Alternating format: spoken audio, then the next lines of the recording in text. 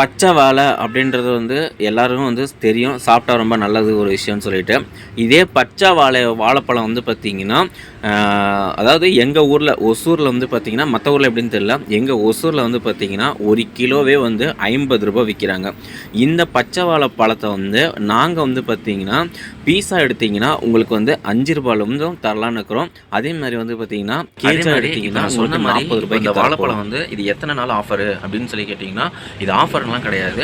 இப்போ வந்து பார்த்திங்கன்னா ரேட்டு வந்து கொஞ்சம் கம்மியாக இருக்குது. அதனால் வந்து ரேட்டு வந்து கம்மியாக நாங்கள் கொடுக்குறோம். இது மேக்ஸிமம் வந்து பார்த்திங்கன்னா ஒரு நியூ இயர் வரையுமே இது வந்து தரதுக்கு வாய்ப்பு இருக்குது.